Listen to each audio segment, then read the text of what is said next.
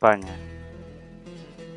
La primera película sonora, El cantor de jazz, 1927, de Alan Crosland, llega a España con 2 años de retraso, estrenándose en Madrid durante el mes de junio de 1929, en versión muda porque se carecía de los equipos de proyección sonoros. Pero el público barcelonés tenía más suerte, porque en septiembre de aquel mismo año se estrenó La canción de París, 1929, de Richard Wallis en el Cine Coliseum, donde se había instalado el procedimiento de proyección sonora de la Western Electric. La producción española se anima a partir de 1932 y 1933, años en los que se dispone de estudios cinematográficos sonoros con los que editar películas, que coinciden con la creación de los estudios Orfea de Barcelona, SEA de Madrid y ESESA de Aranjuez. Las primeras películas sonoras españolas son mudas con sonorización posterior. Algunas de estas fueron La aldea maldita de 1929 de Florian Rey, Sacalaín el aventurero 1927 de F. Camacho y Prim 1930 de José Bush. El éxito de las primeras cintas españolas sonoras eran incuestionables. Por ejemplo, la película La hermana San Sulpicio se declaraba que hacía recaudaciones hasta entonces no conseguidas por ningún film. Francia. En 1932 la crisis económica afectó a Francia, pero lo que de verdad golpeó a la industria cinematográfica francesa fue la deuda financiera que tuvieron que tomar para poder adaptar sus salas y estudios de cine a causa de la llegada del cine sonoro a Francia. Durante la Segunda Guerra Mundial, la industria fílmica francesa no estaba recuperada del todo, y con la invasión nazi se hizo más difícil la libre realización. Sin embargo, en esos días aún quedaba la obra maestra de Marcel Carné, Los hijos del paraíso, símbolo de la identidad francesa que solo pudo ver la luz después de acabado el conflicto. Fue votada por los críticos como la mejor producción de la historia del cine francés. Alemania. En 1930, Joseph von Sternberg produjo la primera película del cine sonoro alemán, El ángel azul. Su éxito fue fulminante y condujo a Sternberg y a Marlene Dietrich directo a Hollywood. En 1931 apareció una cinta muy notable hecha por mujeres y dirigida por Leontine Sagan, Mujeres de uniforme, un clásico del cine alemán.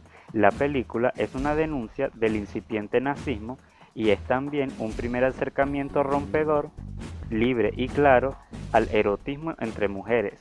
En ella se habla de disciplina, de ideas revolucionarias, de amor entre mujeres y del suicidio para expresar liberación. Por otra parte, el director Fritz Lang realizó 2 películas decisivas. La primera fue El vampiro de Düsseldorf, 1931. Es un profundo análisis de la personalidad criminal de un asesino de niños y de la reacción en cadena que provocan los acontecimientos en su comunidad. Una sencilla trama policíaca con la que Lang, por un lado, penetra en la tragedia del obseso sexual y, por otro lado, hace una dura crítica a la sociedad de la República de Weimar. Y la segunda película fue El testamento del Dr. Mabuse, 1932, que acabó siendo prohibido. Narra las acciones de un grupo criminal dirigido por un diabólico Dr. Mabuse, dotado de poderes hipnóticos. Land declara posteriormente haber intentado representar con esta obra a Hitler y a su partido. A su llegada al poder, Hitler se encontró con una potente industria nacionalizada.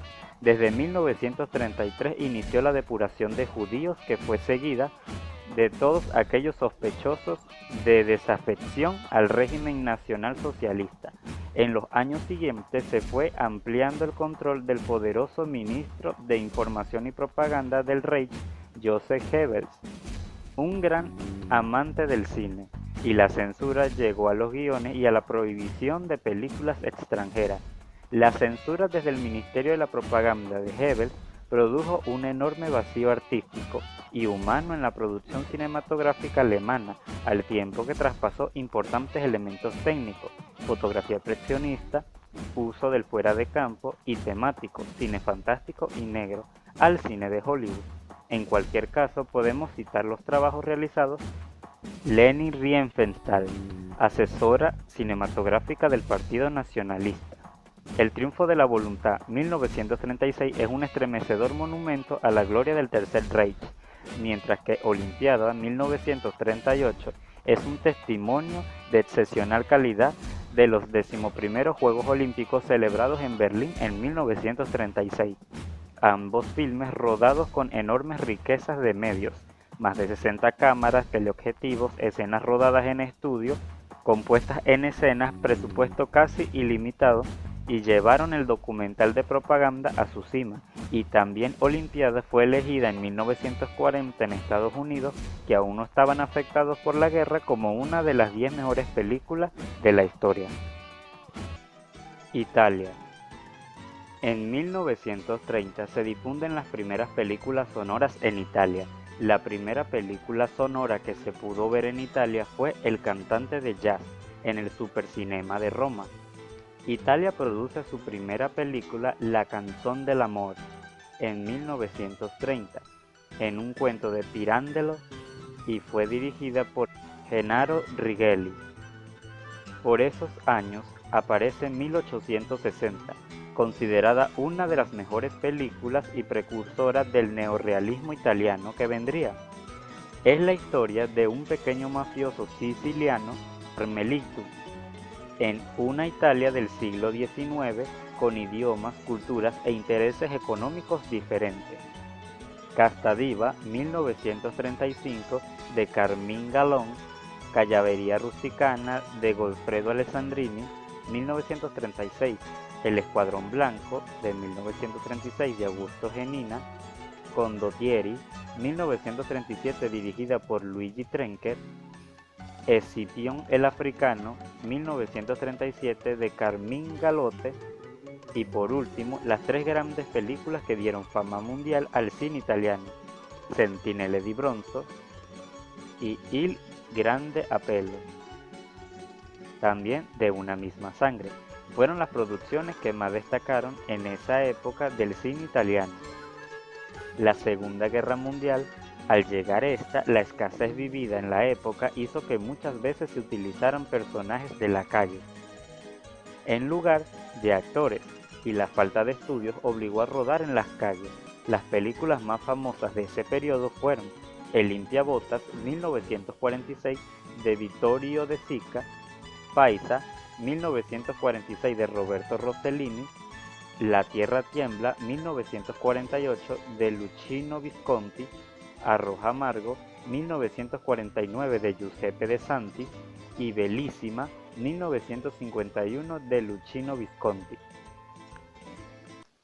Reino Unido. La llegada del cine sonoro fue dificultosa para los productores y estudios de cine en todo el mundo, pero en una industria de por sí tan débil como la inglesa, el efecto fue casi traumático. La muchacha de Londres, 1929, de Alfred Hitchcock, que además ha pasado a la historia por ser la primera película británica enteramente sonora. Alfred Hitchcock en aquella época era un joven y prometedor director que contaba con algunos éxitos como El enemigo de las rubias, 1926, que lo estaban convirtiendo en una de las personalidades más destacadas del cine británico de la época. A pesar de atravesar por la Segunda Guerra Mundial y vivir grandes crisis económicas, estos países continuaron con la producción de cine sonoro, creando varias películas altamente reconocidas.